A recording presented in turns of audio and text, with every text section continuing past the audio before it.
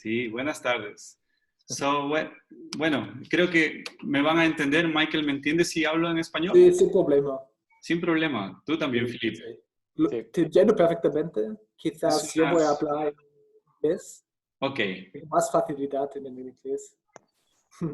muy bien. Bienvenidos, Marcelo Neira, Juan Leonardo Espinosa desde Cuenca. Algunos amigos ya gracias. conectados. Se irán conectando el resto, Ya. entiendo que a lo largo del foro.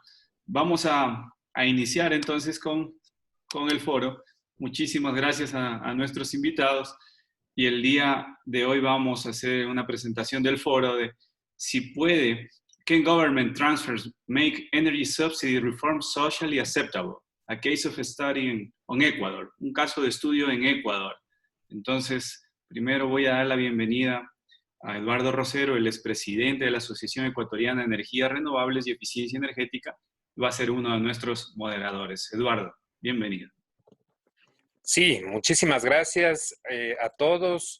Yo quisiera agradecerte primero a ti, Paulo, por la convocatoria a este foro internacional donde se van a tratar los subsidios y su focalización. También, sobre todo, a partir del documento que nosotros tenemos o que tú pudiste poner a disposición, que se llama ¿Pueden las transferencias del gobierno hacer que la reforma de los subsidios energéticos sea socialmente aceptable? Quisiera dar la bienvenida también a los ponentes, que es el señor Philip Schaffitzel, que es consultor estratégico de McKinsey, del Departamento de Economía del Cambio Climático, de la Universidad Técnica de Berlín. El señor Michael Jacob también es un investigador senior del Instituto de Investigación Mercator sobre Bienes Comunes Mundiales y del Cambio Climático, también con sede en Berlín. Al profesor y doctor Rafael Soria, que es investigador en planificación energética del Departamento de Ingeniería Mecánica de la Universidad Politécnica Nacional. Y también como moderador invitado al señor Germán Worm, que es profesor de la Universidad de San Francisco de Quito y de la Universidad de las Américas, el cual nos va a dar una primera introducción a las exposiciones de los tres investigadores sobre este tema. Así que, Germán, por favor, toma la palabra. Muchísimas gracias, Eduardo. A Paulo también muchísimas gracias. Bienvenidos a nuestros expositores, a Philip, a Michael y a Rafael y a todos los asistentes. Realmente el tema de los subsidios en el Ecuador no es un tema nuevo y es un tema, si bien desde el punto de vista económico, también muy social. Es una mezcla de aspectos que afectan la vida de los ecuatorianos. Debo decir que los subsidios en el Ecuador no son un tema nuevo. Más bien podríamos decir que la gran mayoría de ecuatorianos hemos nacido y hemos vivido ya en este esquema de que el Estado nos subsidie. Los subsidios empezaron con la era petrolera y a partir de las primeras explotaciones, el gobierno militar de la época, alrededor de 1974, ya empezó a ofrecer subsidios bajo la idea de que un país petrolero pues debería tener también una ventaja en cuanto a los precios de los combustibles para sus habitantes. Por eso es que para muchísimos de nosotros, o para casi todos los ecuatorianos, los subsidios son algo normal y hasta positivo, podría decirse. ¿Por qué? Porque toda la vida hemos estado acostumbrados a eso. Durante los años finales de los 90s y comienzos del 2000, con los problemas económicos que se afrontaron en el país, hubieron algunos intentos de reducirlos o eliminarlos. Prácticamente todos esos intentos fracasaron. Y fracasaron porque generaron protestas a nivel social y que terminaron incluso con destituciones de presidentes, como el caso de Bucaram. Quería subir el precio del gas. Y basta mencionar lo que ocurrió en octubre pasado con las protestas por la intención del gobierno del presidente Moreno de modificar esos subsidios, sobre todo el tema del diésel. Los montos de los subsidios son realmente importantes. dependiendo del precio del petróleo de cada año o de cada momento, esos subsidios pueden haber significado entre 2.000 y más de 4.000 millones de dólares. De hecho, para el presupuesto general del Estado de este año, del 2020, se estimaban más de 4.000 millones para compensar la deficiencia de los precios que hay entre el mercado internacional y los precios locales. Esos recursos serían muy importantes para poder atender obras sociales, necesidades en salud y educación que el Estado ecuatoriano siempre ha tenido. Pero resulta complicado desde el punto de vista político el poder eliminarlos. No porque no sea deseable esa eliminación, que seguramente favorecería a los menos favorecidos de este país, dado que muchos de esos subsidios, o gran parte de esos subsidios, son regresivos, es decir, favorecen a las clases sociales más pudientes de este país. Sin embargo, hay grupos de poder importantes que no están dispuestos a ceder, como son el caso de los transportistas, o también otros que tienen más fines electorales y que defienden los subsidios con la finalidad de obtener votos en las siguientes elecciones. Por eso es que este tema, el tema de nuestros tres invitados, es tan importante para nuestro país y para el futuro. Así que con esta breve introducción me gustaría ya entrar al tema del día de hoy. Así es. Ustedes ya son co-hosts, es decir, pueden compartir su presentación. No sé si Rafael o quién lo va a hacer, pero los tres están habilitados, así que pueden hacerlo con el botón verde. Eso es excelente. Adelante. Bueno, muchas gracias. Muchas gracias por la presentación, muchas gracias por la invitación, por el tiempo también de todos los asistentes que nos escuchan esta mañana de cuarentena. El tema de subsidios en realidad es como se comentó ya, bastante interesante. Nos vamos a dividir el tiempo de presentación con Michael y con Philip para poder abordar las diferentes aristas del problema. Inicialmente yo les voy a contar un poco la historia del estudio, cómo fue que llegamos a investigar este tipo de cosas y hasta dónde hemos llegado actualmente. Luego, Philip hablará un poco más sobre la metodología del estudio y los principales resultados, y Michael también hablará sobre experiencias de retirar subsidios o focalizar subsidios en otros países del mundo, pues no es un tema único de Ecuador, es un tema que es una corriente que se está haciendo a nivel mundial, la focalización de los subsidios, sobre todo los combustibles fósiles. Igual habíamos acordado, a menos de que hayan ustedes, pues, como moderadores, puesto alguna otra regla, que si alguien tiene alguna pregunta, pues nos puede hacer llegar de alguna forma. Eso también, Pablo, no sé si luego lo aclaras, cómo podemos hacer esto, pero la idea sería que el foro sea un poco más interactivo. Entonces, si alguien tiene preguntas, nosotros estamos abiertos a responderlas en ese momento, a menos que consideres mejor hacerlo al final, Pablo. Sí, correcto, Rafael. Todos en la modalidad ha sido que pueden escribirnos las preguntas a través del chat y al final de su presentación vamos a transferir esas preguntas, Rafael. Así que, ok. Adelante.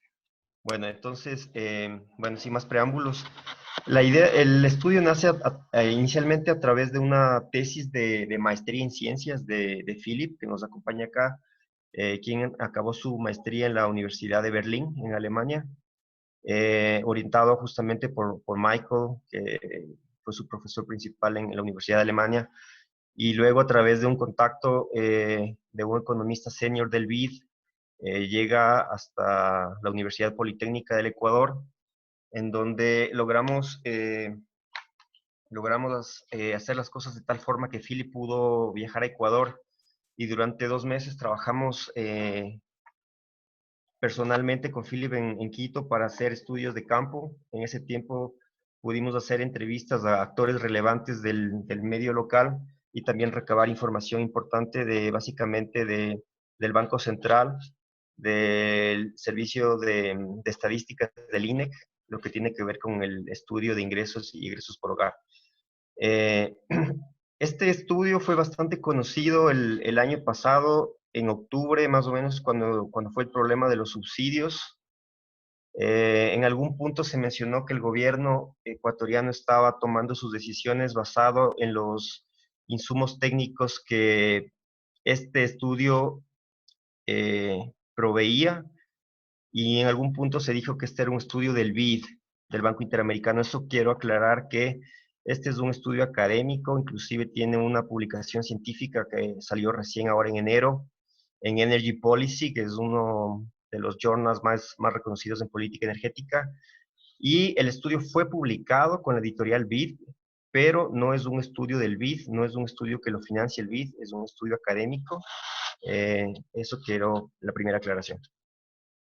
El tema de los subsidios es bastante importante. Como se mencionó ya, los subsidios empiezan en la época de la dictadura ecuatoriana, en los años 70, en la época del boom petrolero, en una época en que la dictadura buscaba consolidar su poder, de alguna forma quedar bien también al ayudar a los más necesitados en esa época. Sin embargo, los subsidios se han mantenido ya durante muchos años, y esto nos ubica al Ecuador entre los países más subsidiados. En algún punto en el año 2012, Ecuador estuvo en el quinto lugar entre los países más subsidiados, compartiendo el podio con países como Arabia, como Irak, Venezuela y Argelia. Y si ustedes recuerdan un poco la historia de subsidios, estos han permanecido bastante estables desde el año 2003. Es decir, vivimos en un paraíso, en una burbuja, ¿no? Casi no sentimos, de hecho no sentimos el impacto de la subida o la bajada del precio del petróleo. Estamos todo el tiempo con el mismo nivel de precios, y eso nos hace completamente ineficientes y poco planificados como sociedad. Tenemos un tema importante también, que es el contrabando. Uno de los datos que se tiene es que el contrabando de GLP, por ejemplo, representa alrededor del 5%, ¿no? Entonces, no hay una información completamente oficial sobre el nivel de contrabando, pero eso es más o menos lo que se estima para el caso del GLP. Pero recuerden que también hay contrabando de diésel y gasolinas en las fronteras. Una de las motivaciones que tiene el estudio es justamente mostrar si los subsidios energéticos que el Ecuador tiene son eficientes. Y lo que vamos a ver, bueno, me adelanto un poco en el tema solo para dar una visión general de todo. Una de las conclusiones que vamos a estar presentando es que los subsidios en algunos energéticos son bastante ineficientes. Por ejemplo, al final vamos a volver a este tema, pero solo para adelantar unas cifras. Para poder nosotros transferir un dólar a una familia de las familias más pobres, o sea, de los quintiles de menores ingresos, en el caso de la gasolina, esto nos cuesta $20. Es decir, el gobierno tiene que gastar $20 en subsidio a gasolina para que apenas un dólar le llegue a las familias más pobres. Este es el subsidio más ineficiente, el de la gasolina. Tanto es así que ya se dio el primer paso y se retiró el subsidio de la gasolina de alto octanaje, la super, ¿no? Pero todavía tenemos la gasolina extra subsidiada. El caso de electricidad, igual, vimos que para transferir un dólar a una familia pobre necesitamos gastar $10. Para el caso del diésel, para cada dólar que se transfiere a la familia más pobre necesitamos gastar $9. Y para el caso del GLP, esta relación es mucho más eficiente. Para cada dólar que llega a una familia pobre necesitamos gastar $5. Entonces vemos que claramente el subsidio no está siendo bien utilizado, no está focalizado. El subsidio, al ser transferido a todos por igual, acaba llegando a una situación bastante controversial, que es la siguiente, que es justamente que quienes más se benefician de los subsidios en términos absolutos son las clases de mayor ingreso, las clases sociales de mayor ingreso, los quintiles más altos, ¿no? Primero porque tienen más acceso a equipos, a autos, calefones, piscinas, etcétera, y también tienen un nivel mayor de consumo. Esto hace que el subsidio no es específicamente para la familia más pobre. Acaba beneficiándose las familias más ricas de los subsidios energéticos en Ecuador, lo cual no es justo. Vamos a abordar luego con más detalle el tema de la ineficiencia de los subsidios y cómo se distribuyen en las diferentes clases sociales. Entonces, claro, al ver toda esta situación, la opción más lógica es, hay que retirar subsidios. Sí, esa es desde el punto de vista técnico, habrá pocas personas que se opongan a que hay que retirar subsidios, especialmente cuando se ve, luego Philip va a mostrar una figura excelente, luego se ve que el nivel de subsidios en los últimos 10 años ha sido bastante importante en el Ecuador. Si vemos la media anual de subsidios durante los últimos 10 años, esto es más o menos 2.3 mil millones, o sea, 2.3 billones. Claro que ha habido años de mayor valor y otros años de menos subsidio, pero en media ha sido 2.3 mil millones, lo que significa un 3% del PIB, ¿no? Esto es bastante importante, es bastante dinero que podría ser utilizado justamente para sanear la deuda social en términos de infraestructura, salud, educación, alimentación. Entonces, la propuesta del estudio era, ok, es bastante evidente que hay que retirar subsidios, pero ¿sabemos cuáles son los impactos? ¿Sabemos cómo va a impactar esto de forma directa e indirecta? Entonces la respuesta era, no lo sabemos. O sea, el gobierno, a ciencia cierta, no lo sabe con exactitud. Y ese es el objetivo del estudio, es ver cuáles serían los impactos directos e indirectos de retirar subsidios para todos los energéticos. Estoy hablando de diésel, gasolina, GLP y electricidad. Explico un poquito lo que son subsidios, los impactos directos. Es, por ejemplo, si yo retiro el subsidio de diésel, mañana sube inmediatamente el precio del transporte de carga, ¿no? Ese es un impacto directo. Pero hay una serie de impactos indirectos. Si yo retiro subsidio de diésel, además de subir el transporte de carga, también va a subir el precio de las medicinas, el precio de los alimentos, etcétera, etcétera, porque es una cadena. Es una cadena. Entonces, luego Philip explicará la metodología, cómo fue que evaluamos estos impactos directos e indirectos, pero esa fue la idea del estudio, la motivación. Y luego a partir de eso dijimos, bueno, hay que focalizar los subsidios. Una vez que conocemos los impactos directos e indirectos para cada grupo, para cada quintil de la población, podemos estar en la capacidad de proponer medidas de focalización de los subsidios. Es decir, estando conscientes de que para las familias de menos ingresos este subsidio es muy importante, ¿cómo hacemos para proponer mejores formas de distribuir este ingreso, ¿no? Dado la ineficiencia de la actual forma de distribuir esta renta. Y ahí justamente vamos a presentar algunas propuestas de redistribución, por ejemplo, incrementar el bono de desarrollo humano, incrementar el número de beneficiarios del bono de desarrollo humano, incrementar o definir una pensión mínima para todos los adultos mayores, una transferencia fija para todas las personas por igual, o lo que se conoce como transferencia en especies, que supone, por ejemplo, definir un vale de alimentación, un vale de GLP, donde solo ciertas familias, por ejemplo, puedan recibir estos cilindros subsidiados de GLP, o un vale de transporte, por ejemplo, que serían, es decir, hay varias formas y las formas que nosotros analizamos no son todas, puede haber más formas, otras formas mejores de distribuir un subsidio a quien realmente lo necesita, pero en el estudio por lo menos evaluamos unas 6 o 7 formas posibles que son las que tienen más acogida en el medio regional y medio local. Bueno, luego podemos volver a la discusión. Me gustaría más bien dar paso a Philip para que explique, o a Michael, como gusten, para seguir adelante con la discusión de los subsidios.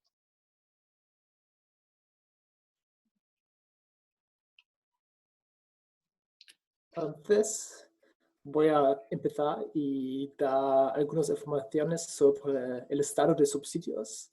Y quizás sea mejor si continúo en inglés. Tengo más facilidad.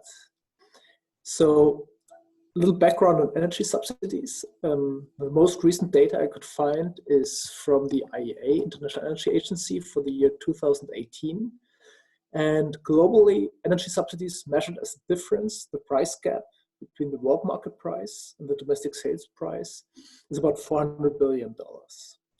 And most of it, about 40%, is for oil, for petroleum products. So it's diesel, it's gasoline, and so on. There are also subsidies, of course, for LPG. There are some subsidies for natural gas. And there are quite substantial subsidies for electricity.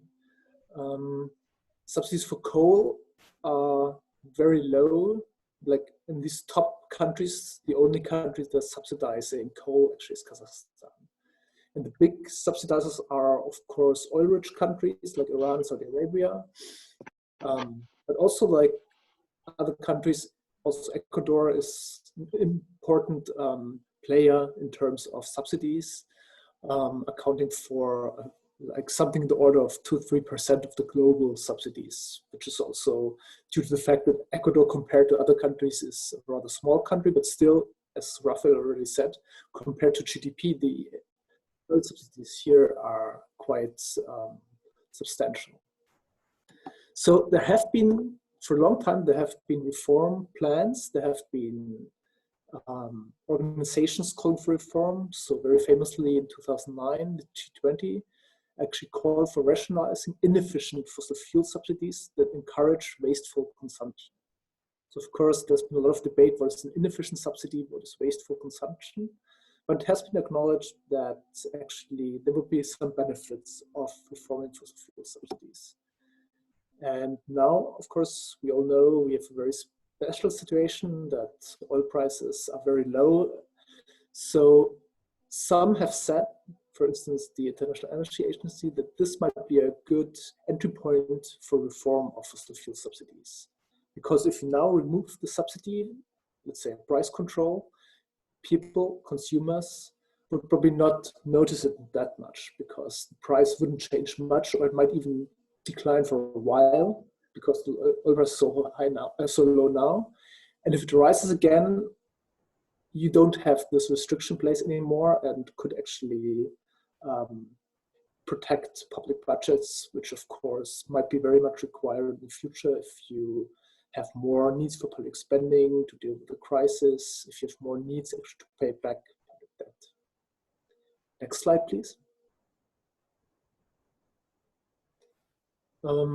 So there are some things that you need to take into account if you want to reform fossil fuel subsidies. There's no general recipe that works everywhere in every circumstances, because countries are very different, political systems are very different, circumstances are very different. Philip, could you go back to the slide? Thank you. Looking at successful reforms in the past, there's like a list of things that you need to take into account. One thing is that you need a comprehensive energy reform, sector reform plan. So it's not just removing one subsidy, but you need like to take a look at the big picture, actually how this will actually affect the whole energy system, what kind of substitutes you can have, how you will actually deal with different energy consumption patterns. Communication is very important. So actually you need to tell people why you do that and what it's good for, that people don't experience subsidy reform just as a kind of trick to get more money from them, but you should actually explain, okay, this is actually, subsidies are wasteful, this is your money, this is the citizens' money that's actually being lost, and if you had this money, we could do many other good things. What also has shown to be important is not to just remove them from one day to the other, to go from 0 to 100, but to have slow, gradual phase-ins, so that you increase the price a little bit more, that people can somehow get used to the price changes, that they are not being overwhelmed by the changes. In many countries, state-owned enterprises play an important role, like for instance, power producers in many countries, refineries, oil producers, and so on. And these, of course, have an important role to play in this whole game, and actually reforming those state-owned enterprises can play an important role to actually make this reform more credible. Point 5 is tremendously important. How to protect poor people, how to actually protect people from the higher energy prices. Because even if it's a wasteful subsidy, it might still benefit the poor. And even if they only get comparatively little, if you remove the subsidy, you still hurt them. And you somehow need to find ways to actually prevent aggravating poverty. And finally, depoliticizing energy pricing is very important, because in many countries, in many contexts, energy prices are often used as a political vehicle actually to give cheap energy to people, to somehow increase your standing, increase your chances of being re-elected. And sometimes it's easier to do this than just handing out money, because if you hand out money, it's more visible and you might more easily actually be criticized. And with energy prices, it's often seen as a more feasible way to provide favors to interest groups. But of course, this is often very inefficient, also environmentally harmful. Next slide, please. Here's one graph from a paper we did in 2015, where we looked at what could they actually do on a global level with the money that's being spent on fossil fuel subsidies. And the color tells you in how far the investment needs to provide universal access to 4 different kinds of infrastructures that are very important, that are basic needs like water, sanitation, information and communication technology, and electricity. And how far the costs to give access to this infrastructure to all people could be met by the energy subsidy reform if you invested the money instead in this infrastructure over a period of 15 years. So for instance, if you look at, and actually the lighter the color, the more yellow it is, the easier it is. And the red ones are like somehow feasible and the blue ones are not feasible. So the energy subsidies wouldn't be enough to cover all the needs.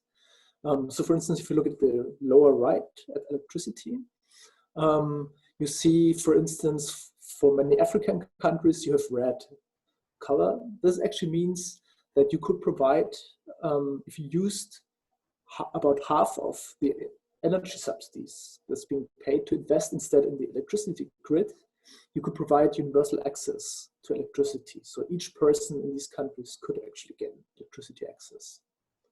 Or also very similar patterns appear if you look at the upper right for sanitation. So you could actually, if you just use 20% of the energy subsidies in India, you could actually give sanitation to every person in India, which of course would be a very important and welcome thing for public health. And of course, people would, if you remove these subsidies, pay higher prices, but they would get something very important in return. Next slide, please. So still the question is, okay, what does it actually matter, and how far does it matter that poor people are being affected by higher energy prices?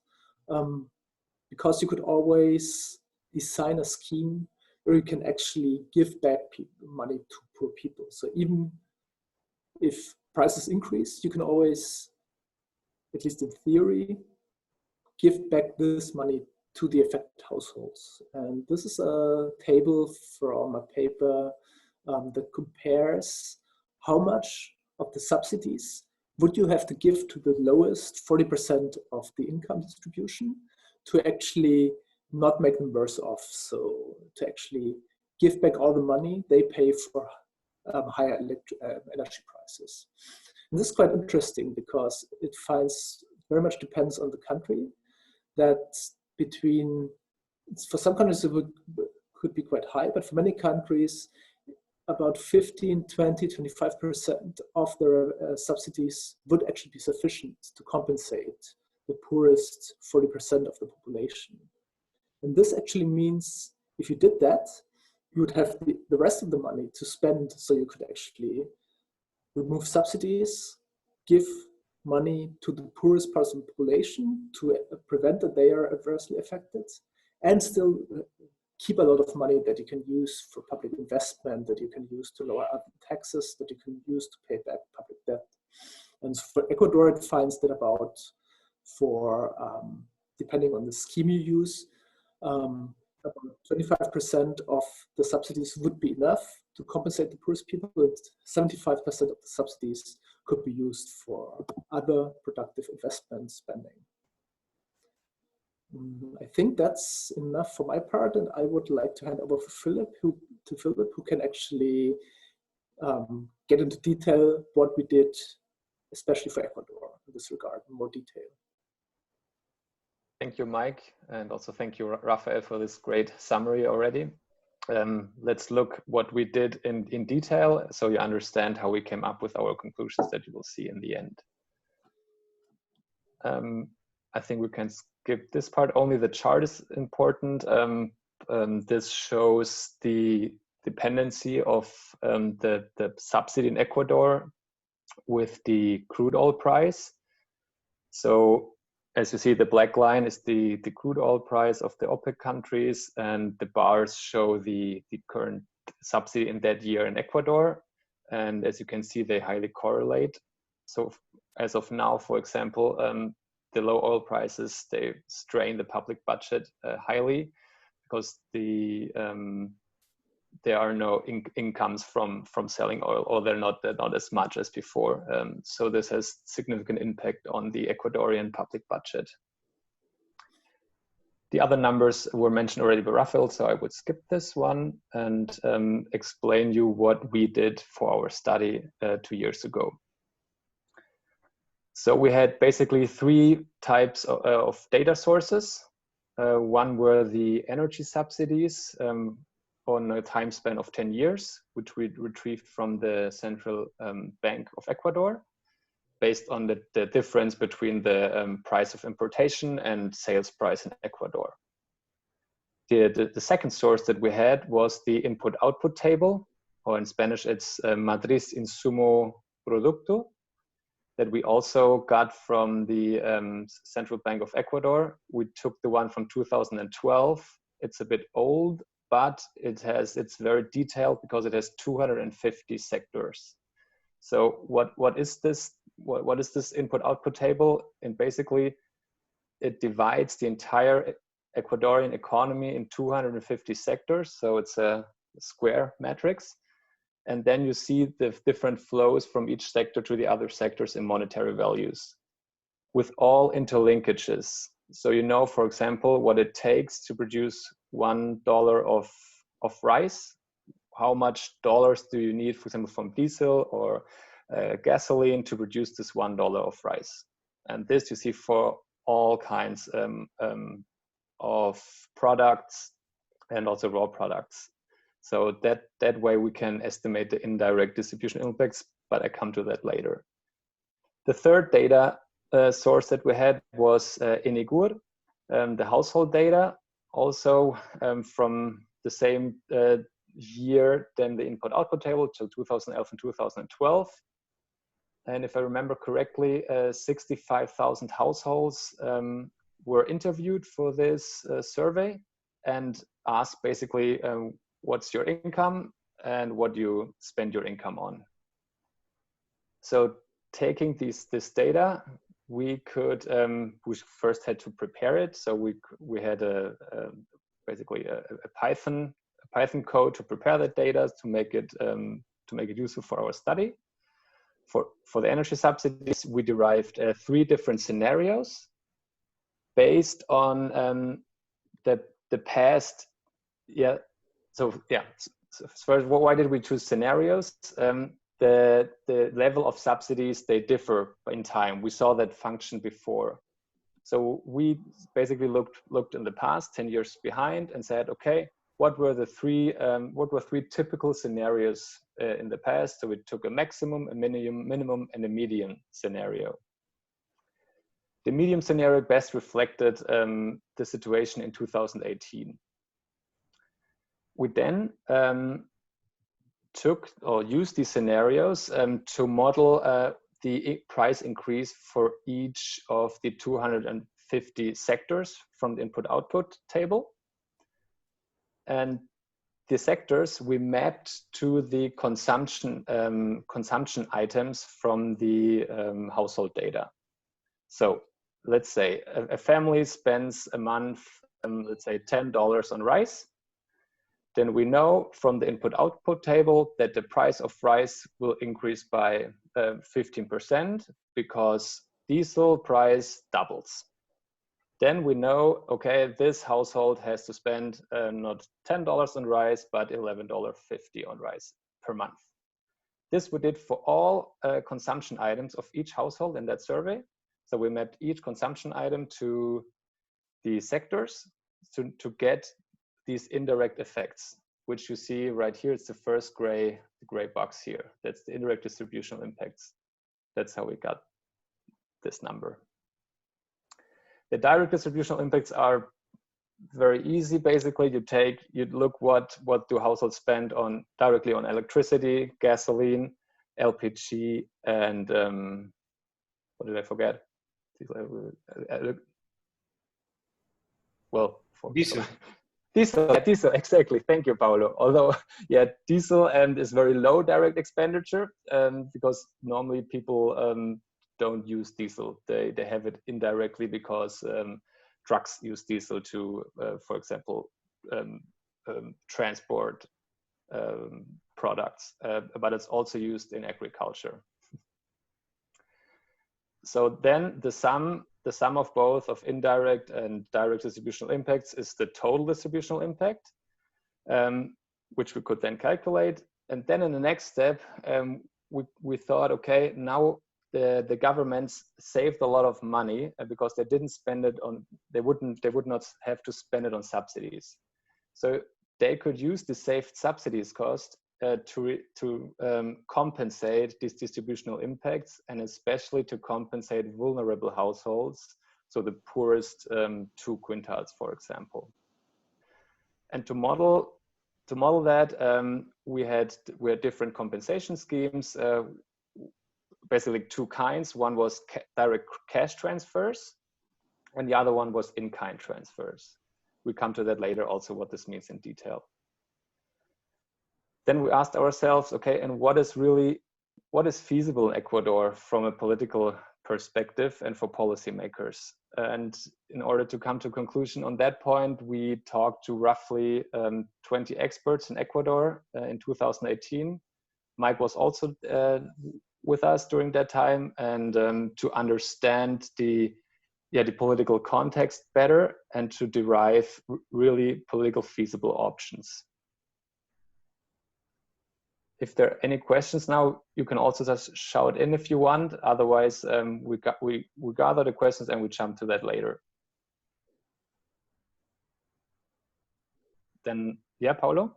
Sí, no, okay, sí, adelante. Okay, I go on. Okay, thank you. All right, so these were the 3 scenarios that I just mentioned for the 4 energy types. Right now we can focus on the medium scenario.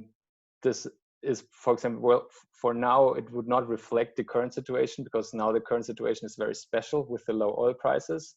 But 2 years ago and also 1 year ago, when the subsidies were removed by Moreno, the medium scenario best reflected the situation. So we see if you would remove, for example, diesel subsidies, prices would more than double. For electricity, prices would increase by about 70%, for gasoline as well. And LPG would see a price increase by 3 times, so almost 400%. So this is quite a high figure. Taking this medium scenario, we model the distributional impacts for the 5 quintiles in Ecuador. You see, I briefly explain you the chart because it's not so intuitive. There's a lot of information in it. The first bar right here is the low scenario. The one in the middle is the medium scenario, and the one is the highest scenario. What's important is that you have the differential between direct and, no, sorry, this is indirect, and blue one is the direct distributional impacts, which means, for example, for diesel, that most of the distribution impacts comes from indirect effects, which I explained before is because normally there is no direct consumption of diesel in Ecuadorian households. What's most striking here is diesel and LPG are regressive. Well, removing the subsidy is regressive. So if you remove the diesel or LPG subsidy, in total, you would, or in relative terms, you would hurt poor households more than rich households. This you see with the negative slope here. And even more, you can see it even more for LPG. It's a very negative curve right here. Interestingly, for electricity, it is rather neutral. So it's almost equal here. It's a flat line. And for gasoline, it's progressive, which means higher income quintiles, they consume in absolute terms and also in relative terms more gasoline. So if you remove the gasoline subsidies, especially higher income households have to pay a higher price. That's the most important slide, I would say. And now we go into more details. So now the Ecuadorian state would have a lot of budget free that they can use to compensate these adverse effects. And depending on the scenario, those revenues that Ecuador would gain range between 130 million to about $1.2 billion per year. So that's quite substantial amounts of money that you can use for example, for infrastructure, for education, for health, and especially to compensate poor households for the adverse effects of removing energy subsidies.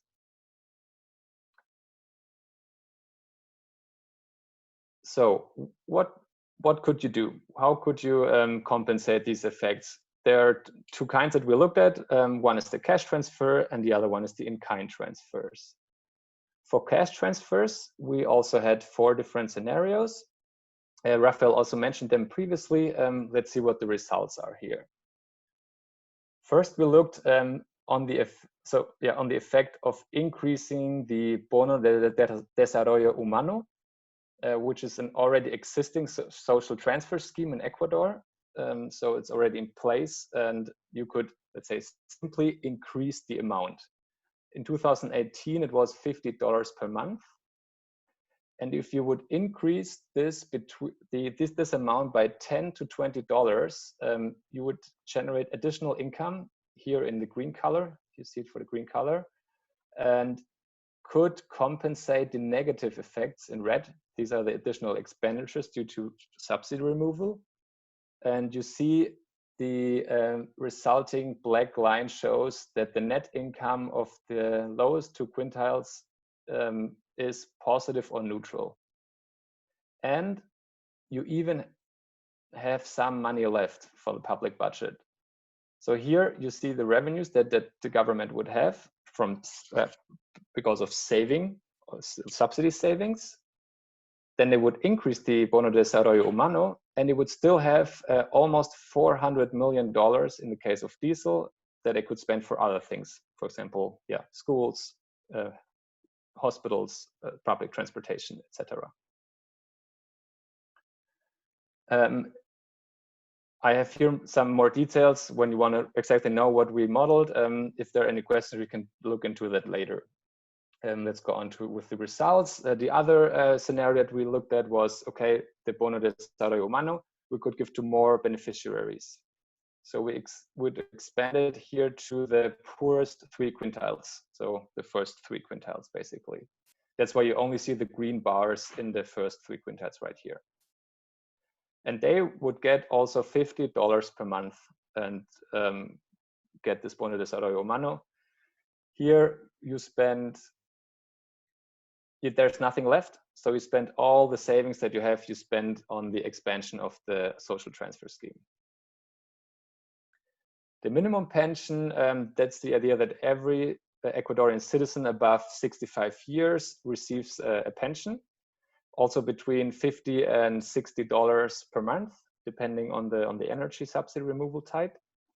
And you also see that this is definitely is enough to compensate for the adverse effects. And this would be highly progressive in the case, in all cases. So you see the black line is the net income of the households of the 5 of the different quintiles, and it definitely has a negative slope.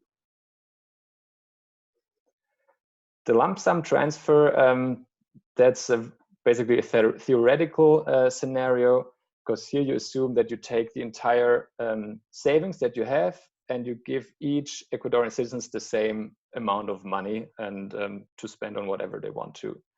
So this assumes that you can target every Ecuadorian citizen and give him exactly the right amount of money. So it's a rather theoretical comparison, but still it's interesting that this is also, as you can see, would compensate the poorest households for the additional expenditures due to subsidy removal. Apart from cash transfers, we looked at non-cash transfers, so in-kind transfers. So there we looked at 4 different scenarios. One, for example, that healthcare would be for free for the first 2 quintiles. So we took all the expenditures that those quintiles had for healthcare. We just said, okay, and this will be covered by the state. And this would also help to compensate the expenditures. And the state in all of these scenarios had, or the public budget still had some budget left, as you can see in the right upper corner here. What you could also do is give out food vouchers to the first 2 quintiles, because food is a basic need and everyone needs that. So you can give access to the poorest quintiles and give them food at a reduced price. We also looked at making public transport basically free for the first 2 quintiles, so they can also get vouchers for public transportation. As public transportation prices are very low in Ecuador, also due to subsidies, this effect is currently not enough to compensate for all adverse effects. Or almost, but you see the negative, the black line is slightly negative. And what we also looked at is for the LPG scenario. So that's why you only see the green bars here in the LPG scenario. Looked, okay, why don't you give targeted LPG, subsidized LPG to the first 2 quintiles? And this would also help, of course, when the subsidy is removed, then LPG prices, higher LPG prices would not affect poor households, as they would not have to spend money on that because they get vouchers and can get LPG basically still subsidized.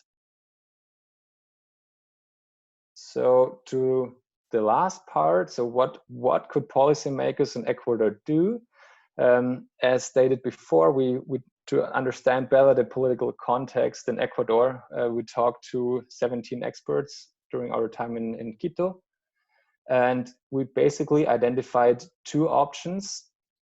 In the first steps, we think that eliminating the gasoline subsidies, along with increasing the Bono de Desarrollo Humano, would be the best option.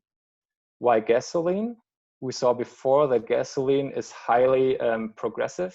So removing this subsidy would not hurt poor people as much, but it benefits more rich people, as they have the means to afford a private car, and they just consume more gasoline than poor people.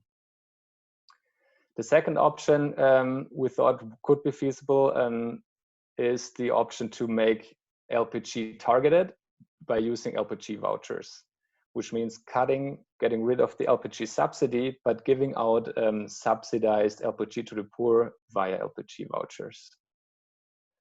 These were our conclusions, and now I think we can open up the forum and maybe answer all the questions that are out there.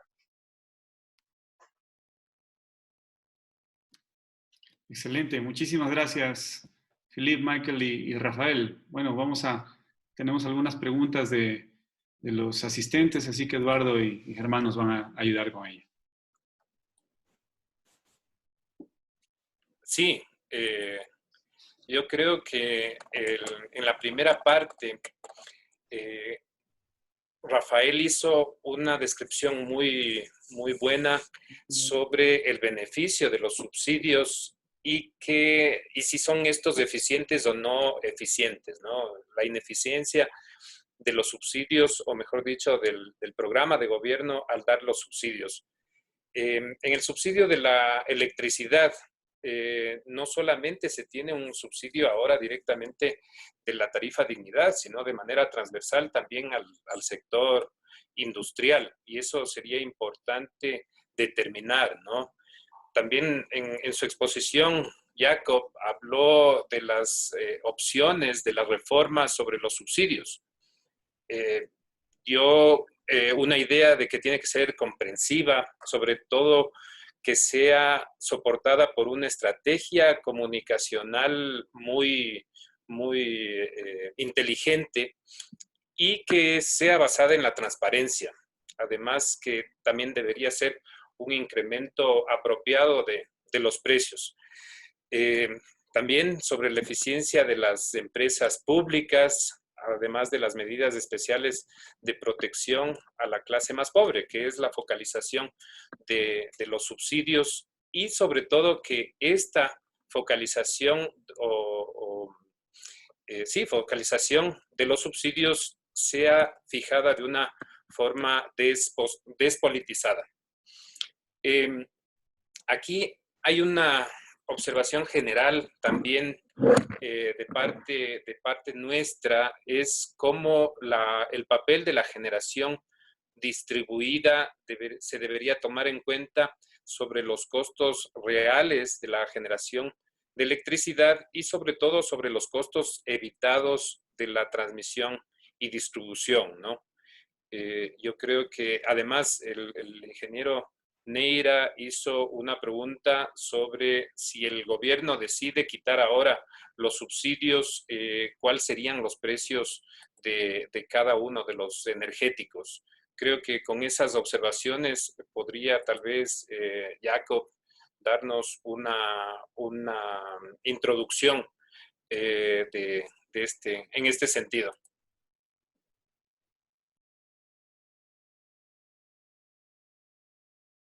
Michael.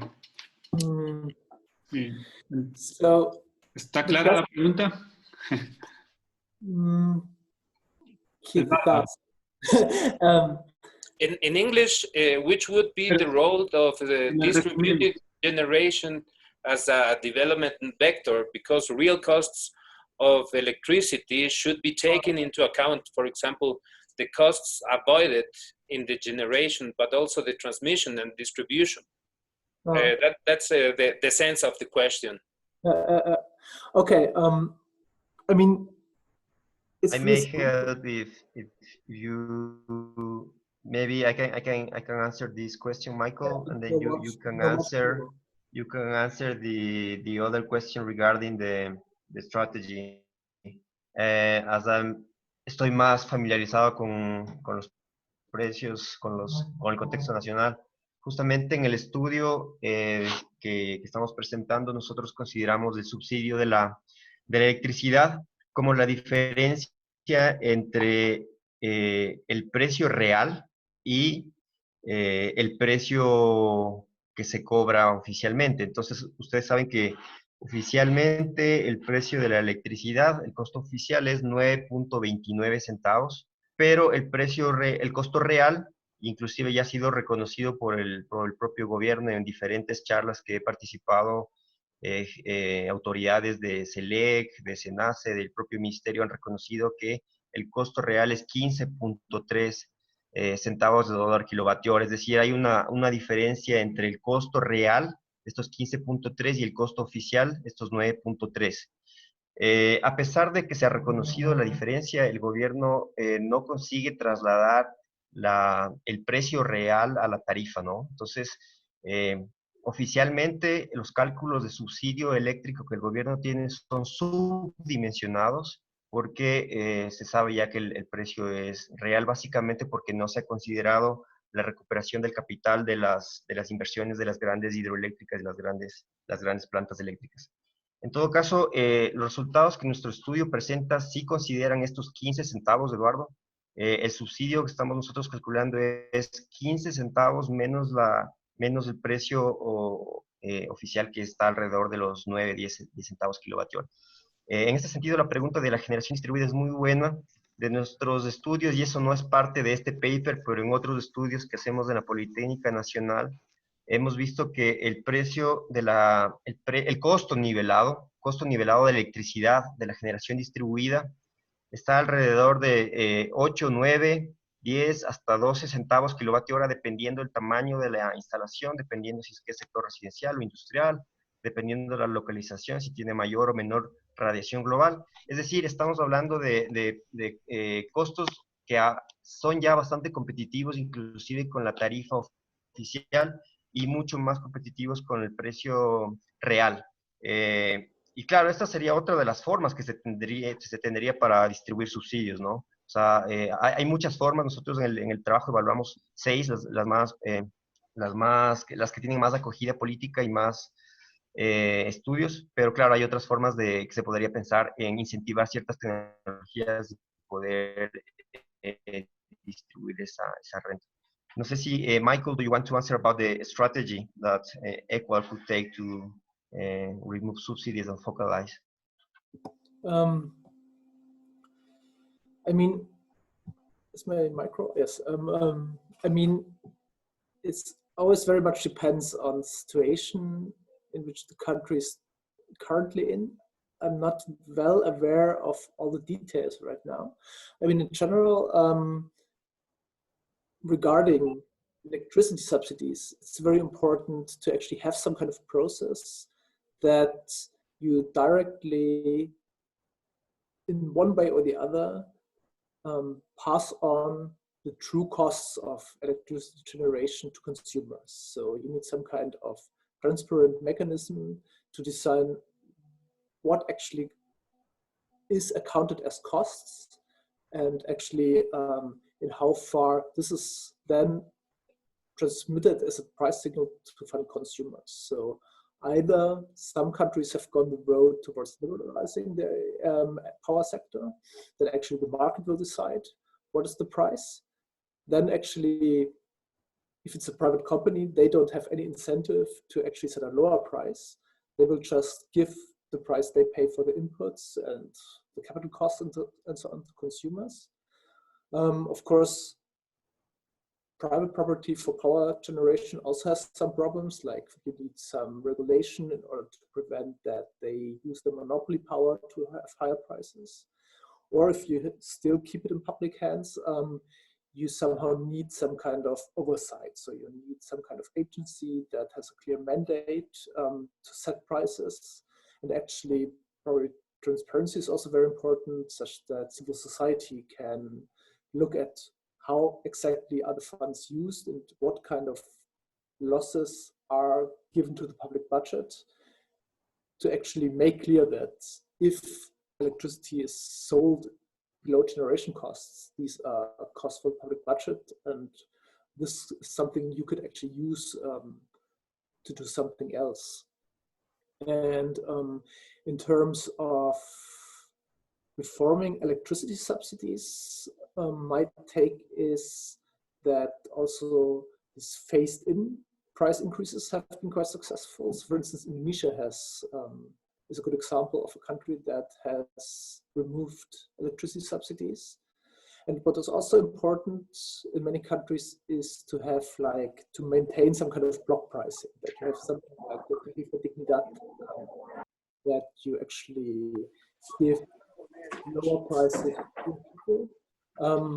But there you have to be careful to really make this means tested, which means that really just the people who need it get this low price. So not not to make it in terms of consumption, not only with low consumers, because there are also some rich people who consume not much electricity, but that you really test it in terms of income or wealth, that you make sure that poor people get a certain share of the electricity, let's say X kilowatt hours, at a low price, and then everything that's above can be the higher price.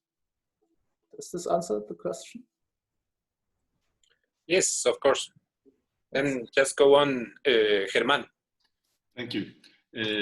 Quisiera preguntarles a los tres, y lo voy a hacer primero en español y luego en inglés, ¿cuál sería su opinión sobre la posibilidad de que la generación de energía fotovoltaica sea una alternativa para la eliminación del subsidio a la energía eléctrica?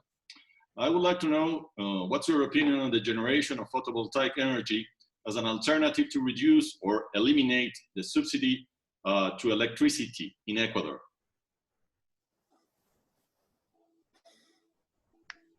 Raphael, would you like to go on as you're our energy expert, or should I try? Yeah, let one me. information at the beginning. Yeah. I've seen a figure yesterday that the costs for solar PV have gone down so much that new plants that have been erected in Abu Dhabi can produce solar at 1.5 cents per kilowatt hour. Okay, yeah. So I don't know exactly what the potential in Ecuador is, but 1.5 cents, that's really low. So this might be a good option.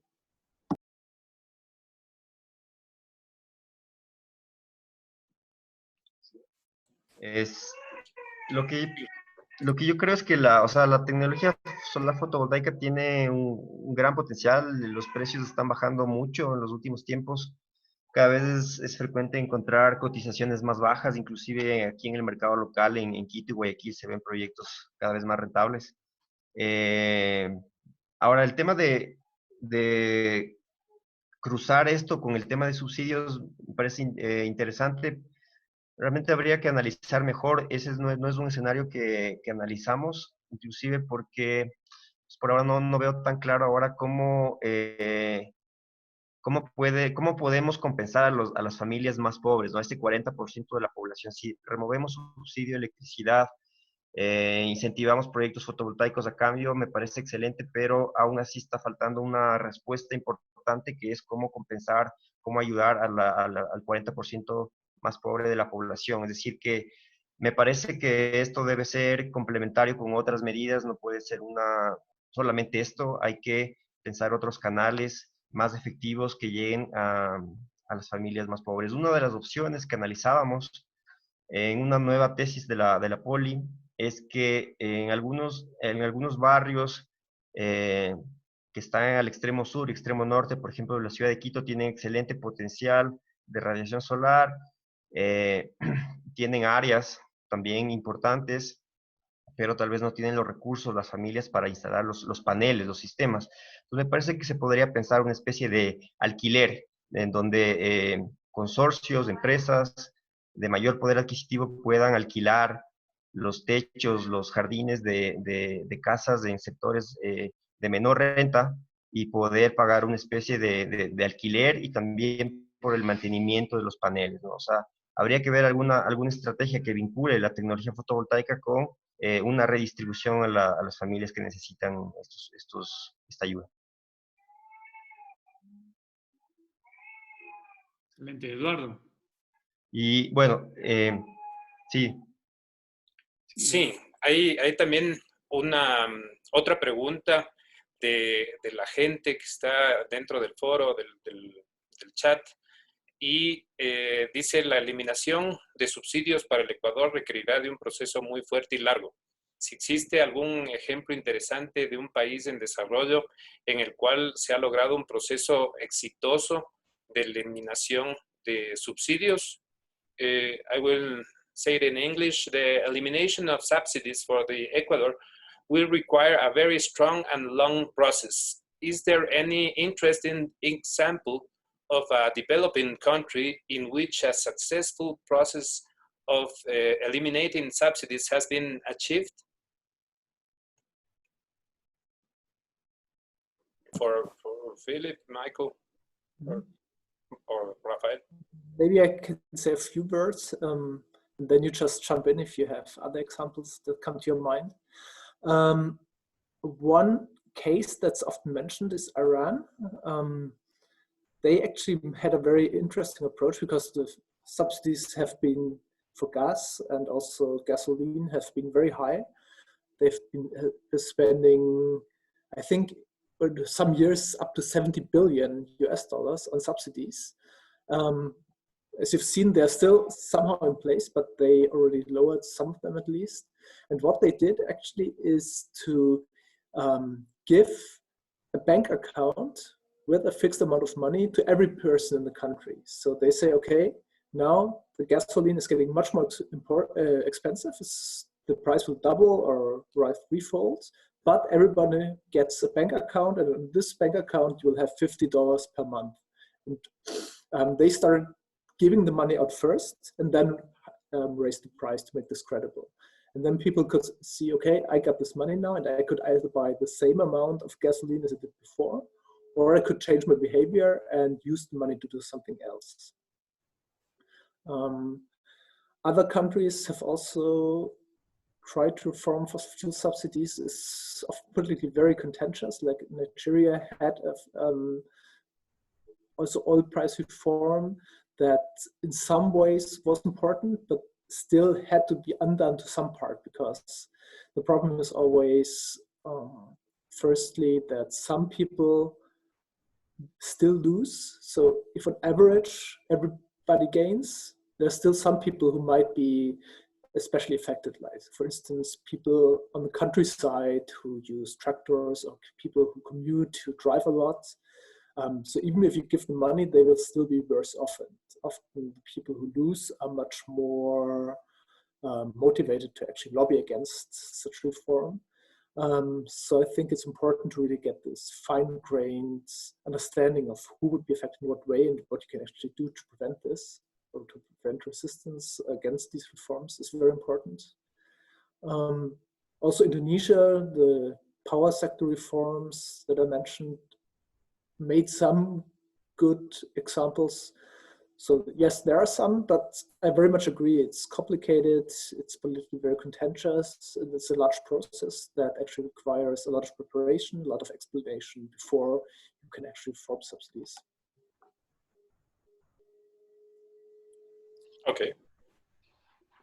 Germán, would you like to? Sí, quisiera preguntar algo más, y es que según el estudio, el mejor momento para eliminar subsidios tiende a ser cuando el precio del petróleo está bajo. Pero en un país como Ecuador, que depende a su vez de los ingresos petroleros, ese momento también es un momento de grave crisis. No necesariamente hoy por la pandemia, pero digamos que cuando hay crisis, la situación sentimental de la gente pues es más sensible. Entonces, quitar subsidios, aun cuando los precios sean bajos, en momentos de crisis puede ser políticamente muy riesgoso.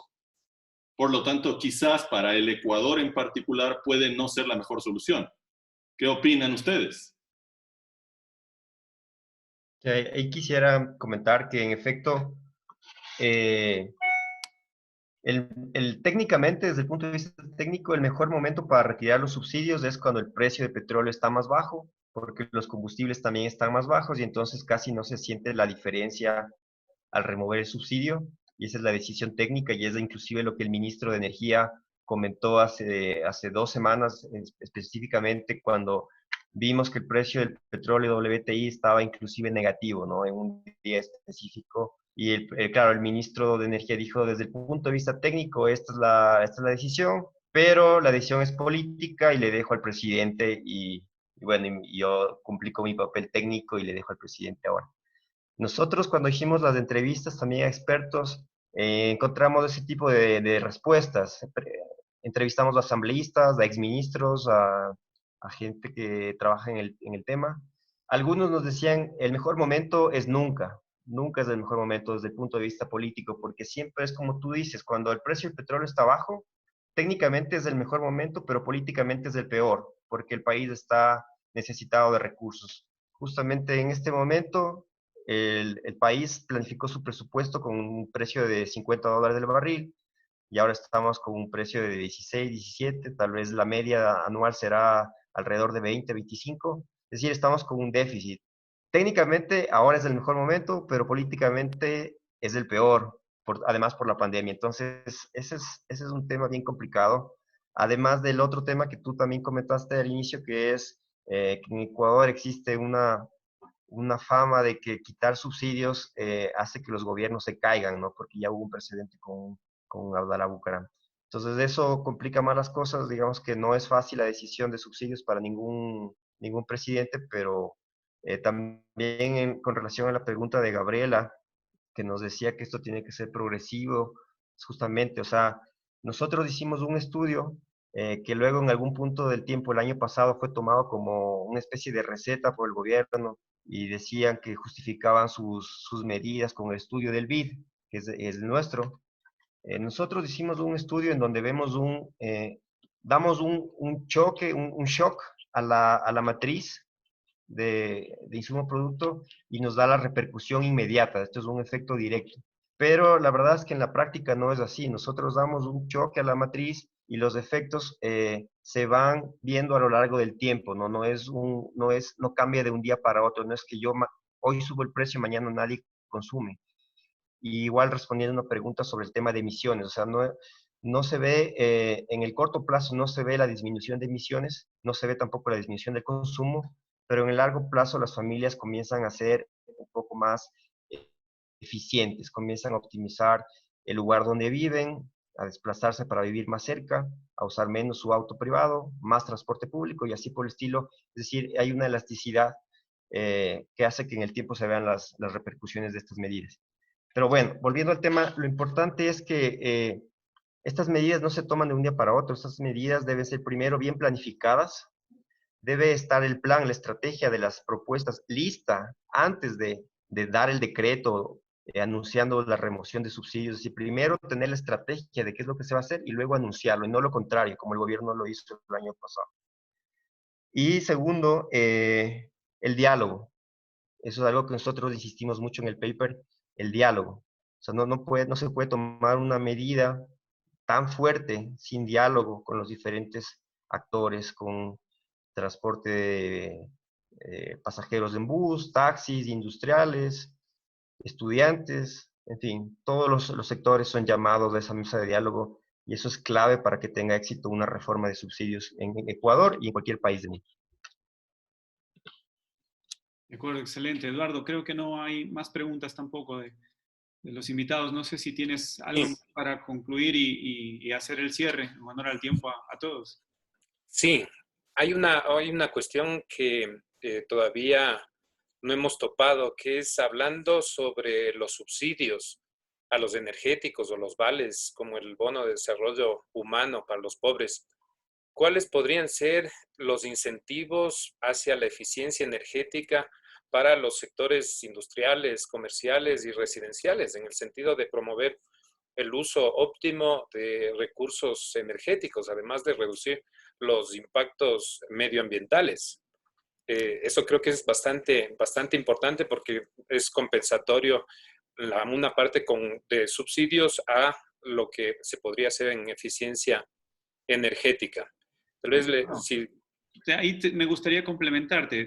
Incentivos y/o sanciones. ¿Qué opinan de eso? Sí, sí. Ahora, sí. Tal vez les digo en inglés para nuestros ponentes. Talking about the energy subsidies or vouchers like this bono de desarrollo humano for the poor sector, which could be energy efficiency incentives, or like Paul says, not positive incentives, but negative incentives for the industrial, commercial, and residential sectors in sense of promoting the optimal use of energy resources, in addition to reducing environmental impacts. What would you could you give us an idea of that?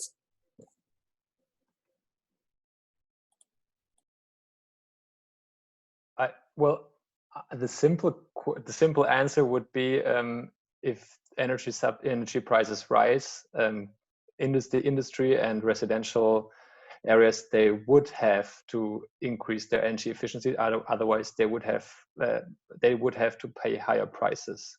So this would also be the sanctions, right, that you mentioned, Paulo. This would be the quick answer. What Raphael mentioned before, our analysis is only short term. So we assume that the consumption patterns stay the same, they're constant. So consumers, they still buy the same things, and also the industry produces the same things and with the same technology. But if you would, for example, remove electricity subsidy, those companies or those industry that are higher in energy efficiency, they would definitely instantly would have a competitive advantage compared to the others. So I think low energy prices definitely don't incentivize any energy efficiencies. So in contrast to that, removing those subsidies definitely would help also to increase energy efficiency. Yeah, maybe I can add to that. Rafael, por favor. Thank you. No, solo quería complementar la respuesta de Philip, diciendo que sí, en efecto, energía barata es un enemigo de la eficiencia energética en cualquier sector, pero creo que se puede implementar políticas más inteligentes en ese sentido. Se puede poner límites de consumo. Entonces, a pesar de que una persona tenga energía barata, tiene que ser eficiente para no pasar el límite. Una vez que pasa un límite, podría empezar a pagar un precio mayor, ¿no? Entonces, hay formas de que las personas puedan tener energía barata y a pesar de eso ser eficientes, si es que la política es bien diseñada. Sí, Michael. Yeah, very much in this line. I mean, there's a lot of evidence that consumers, households, firms, and so on respond to price signals. That actually, if you look at the elasticity of energy consumption with respect to price across countries, on average, you find something in the area of 1, which means if prices go up like 10%, the use goes down 10%. And this can be either people buy more efficient appliances, they buy more efficient refrigerators, more efficient cars, or they somehow change their consumption patterns. So they drive less, or they kind of use different appliances, or they maybe use the washing machine less often or whatever. So the price by itself has a very important role to play. There's a lot of discussion why still many people use inefficient appliances. For instance, keep the old appliances, even though it would be beneficial from an economic perspective to get new ones, more efficient ones. One important thing is the cost of capital, because if you want to buy a new car, you need some money first, and somehow it might be important to give people access to credits and maybe subsidized credits. As Rafael said, for instance, photovoltaics, it might be very good for some people to have some credit schemes that actually allow them to put PV on the roofs. And one other thing that might play a role is information, that people just actually are not aware of how much money they are losing. For instance, in buildings, this seems to be important, that people don't really understand that they just isolate their houses, or if they just turn down the heating a little bit, they could actually save a lot of money. And it's quite easy actually to have some information campaigns to provide this kind of information to people. Excelente. Yo creo que está bastante claro, nos han dado una idea de qué pasos nosotros deberíamos seguir y dónde podemos atacar las ineficiencias, en este caso en el sector eléctrico. Eduardo, como te mencionaba, en honor al tiempo de nuestros invitados, algo para el cierre. Sí, yo creo que el estudio que se ha presentado tiene unas variantes que no se habían tomado en cuenta antes y el incrementar focalizadamente los subsidios en el sector más pobre, en los quintiles 1 y 2, nos va a dar una buena forma de no ser tan ineficientes dentro del gasto fiscal. Y eso creo que es muy importante, ¿no? Entonces, yo creo que dentro de lo que nos han presentado Philip, Michael y Rafael, las oportunidades que tenemos nosotros como gobierno son muy importantes. Nosotros como Estado ecuatoriano, como país, el no desperdiciar los pocos recursos económicos que tenemos ahora debe ser una prioridad. Y si esos pocos recursos se los puede focalizar y ser mucho más eficiente dentro de la distribución de estos recursos, sería lo óptimo.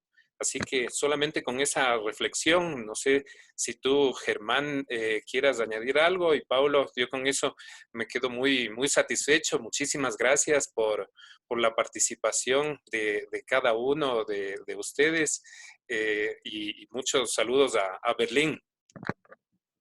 Gracias, Eduardo. Yo quiero agradecer a Rafael, a Philip, a Michael, a Paulo, por esta oportunidad de mostrarnos este estudio que ha sido realizado con unas visiones totalmente diferentes a lo que en su momento se ha pensado que puede ser la eliminación de subsidios en el Ecuador. Creo que es un tema que no debe dejarse en el tintero y que debe, por el contrario, seguirse profundizando, y que tenemos que llegar como gobierno ecuatoriano a ir eliminándolo, como sugieren nuestros ponentes, de manera gradual. Resulta muy complicado poder hacerlo de una sola vez, pero creo que hay alternativas y que eso puede beneficiar a los sectores más pobres del país. Thank you very much, Philip, Michael, Rafael. It's been a pleasure being with you. Muchas gracias a ustedes para organizar este foro. Muchas gracias. Gracias, que tengan un Muchas excelente día. gracias. A Ha todos. sido un Muchas placer. gracias. Entonces, Bye bye. Chao. les vaya muy Chao. bien.